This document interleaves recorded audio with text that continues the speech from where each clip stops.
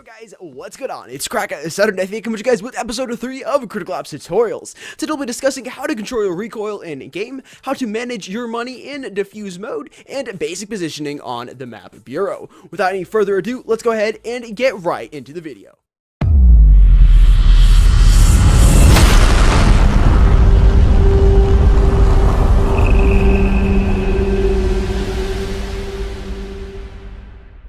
Learning to control recoil is actually pretty easy. First thing I'd recommend doing is hosting a lobby that only you will know the password for. Don't share it, you don't need anyone joining and shooting you while you're practicing. Next, find a wall and walk up to it and start shooting. Just press the shoot button, don't do anything else, do not try and recoil control. Just shoot and watch the pattern that the bullets make. Now do this multiple times and really learn it.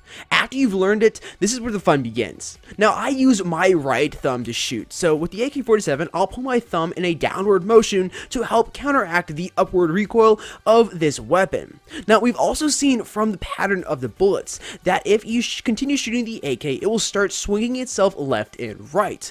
By timing your control just right, as it starts pulling left, pull right, and vice versa. Now this works with other weapons as well. Let's take a look here at the MP7. The MP7 has an upward recoil motion, but it also swings itself, or more like a twist pattern, left and right. So what I want to do with the control for that weapon is pull down and swing it to right and left to help counteract that recoil. And this takes a lot of practice. I honestly haven't practiced that much with the MP7 and I haven't learned it as well. And of course it works with weapons, pretty much any weapon that fires in a full auto fashion. Here's the M4. The M4's pattern goes straight up and then eventually starts going to the right and left. It's not as pronounced as the AK-47 is, but it still starts swinging itself back and forth. So in a downward motion, and start pulling yourself to left when it starts going to the right, and then pulling your thumb or whatever the finger you're using to the right when it starts going to the left. And that's the best way to practice recoil control. After you've practiced a fair amount in a private room, I'd recommend hopping into a TDM pub and turn down your aim assist to at least below 50%. I'm keeping mine at 10% since I don't normally play on my iPhone, but the lower the better. After that, start playing and practicing controlling recoil at different ranges. As well, another tip is don't just dump your entire magazine with one trigger pull. Burst fire 7 to 10 shots, reset, etc. This will help with controlling recoil as well. With your aim assist turned down lower, this will help while you're practicing. But of course, we're going back into more of a competitive setting or competitive scrim, whatever it may be, turn that aim assist back up and your shot should be even better. Properly managing your money during a diffuse game can be the difference between winning or losing that match. At the start of the match, or after you flip sides, you'll start with 800 in-game cash or currency, whatever you want to call it. Now, say I'm starting on the T side and I have the bomb. When deciding what I should purchase, I should take into consideration that I'll be pushing the bomb into the site and probably should get Kevlar so I can tank a couple extra shots. Now, if you're on CT, depending on where you'll be defending, it might be a better option to buy the MR96 instead of Kevlar to get some longer range shots, since you can rush B long or a server side pretty quick and have that early advantage on taking down your T opponents before they can get close to you. After that first match, one team will win and one team will lose. Now, I know you're all thinking, duh, but hear me out. If you're on the winning side, you'll have the cash advantage and be able to buy better weapons, or more weapons and equipment. However, if you're on the losing side, you'll be in an eco round or an eco situation. The winners of round 1 have the advantage, we've already established that, but you shouldn't go crazy in your buy. There is a chance you could lose this very next round, and then you'll be in an eco situation wishing you hadn't rebought Kevlar or that extra grenade. Now, as for the losing side, don't blow all your money either. Go for a high power, low cost weapon, or one you can be more mobile with. The MR96 is a great example of a low-cost, high-power weapon, while the MP5 is a great low-cost weapon you can be a little more mobile with.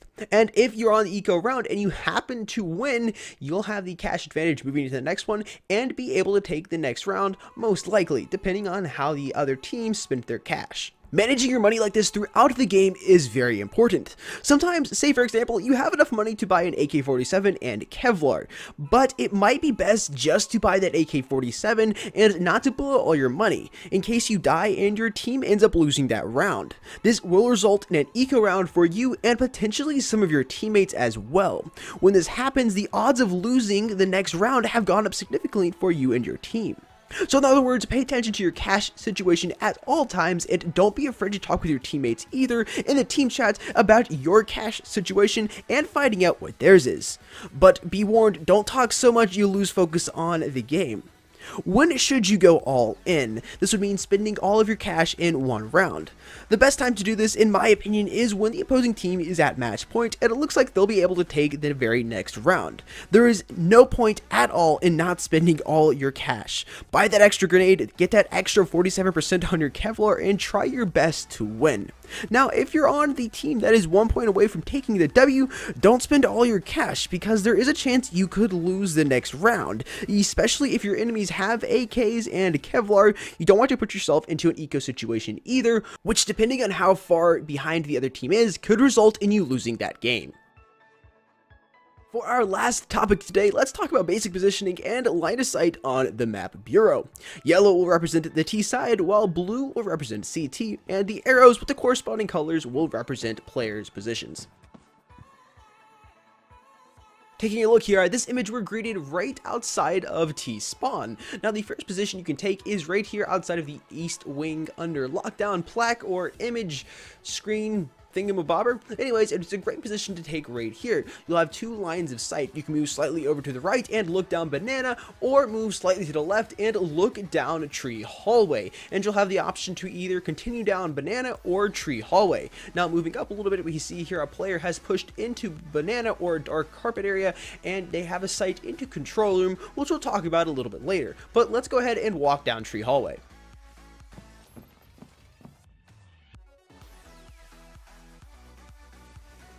Moving into tree hallway, you can see here that the yellow side has a pretty good line of sight down there, or the T side does. A great position to take if you need to take a defensive position is to move over towards the left side here in this divot along the walkway, so you'll have a little bit of extra cover in case one of the CT players decides to stick their head out outside of orange. If there's nobody there, you can go ahead and move right into orange.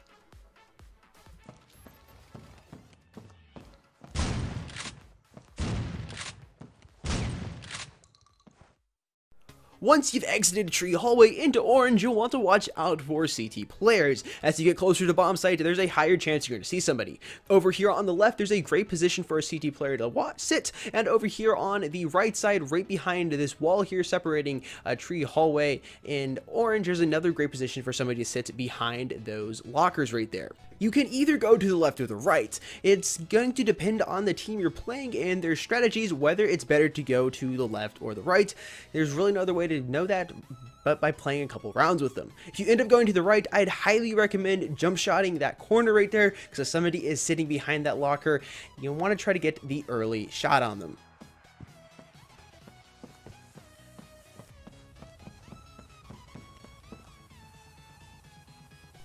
You've gone to the right and you've made it through orange alive. Now you're going to want to watch for a player after you turn the corner sitting up here by the stairs, as the entryway into B bomb site is a great position to sit and wait for somebody to come around and stick their head right there. This is a good time to stick around, your head out, peek, see if there's anybody there, and jump back behind a wall. If there's nobody there, then you can go ahead and continue moving in, and if there's somebody there, you might still have some HP left to back up or try to get a couple shots on them.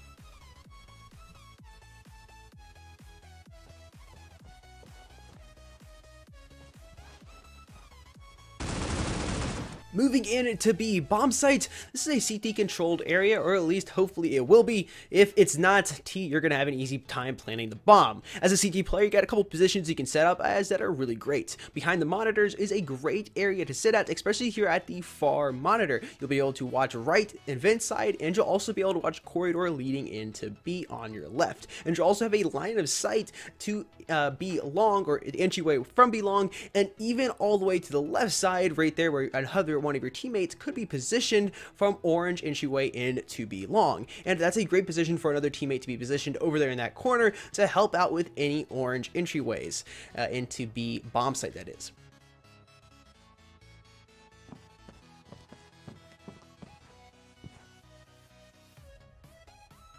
Taking a couple steps back at T-spawn, if you take a left as soon as you come out of it, you can go down Dev Hallway into B long. Taking a look here at B long, there's a great line of sight for both teams. As a T player, you're going to want to move as fast as possible to these two pillars right outside of B long entryway into B bomb site. And you want to get there as fast as possible, as you can see where those two arrows are positioned. This is going to help you hide from these CT players.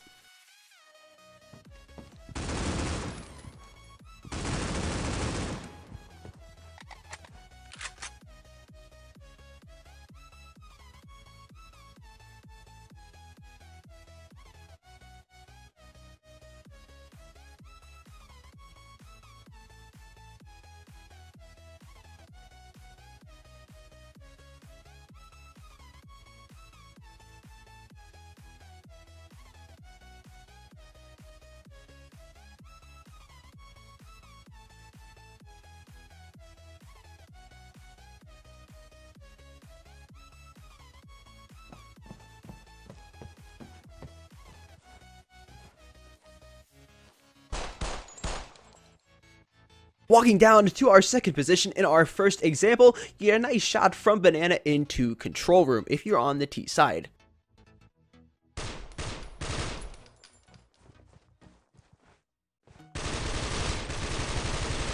If you're playing on the CT side, here inside of control room can help you control the map. No pun intended. This is close to B bomb site and A bomb site. It's about halfway towards both of them from CT spawn. You can look down from control room into Banana, as we show here at the beginning of that clip, and then you can move over here and position yourself looking at a control room towards Orange and B corridor.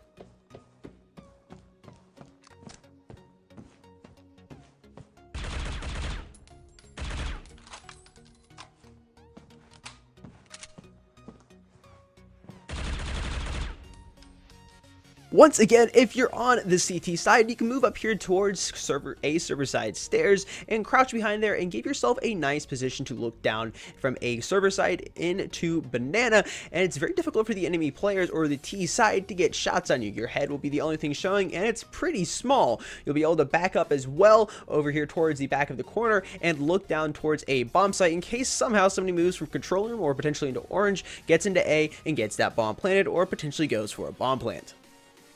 Alright guys, that's all we got for you today. Hope that you did enjoy episode 3 of the Critical Ops tutorial series. Let us know in the comment section down below on what you'd like us to cover in episode 4 of the Critical Ops tutorial series.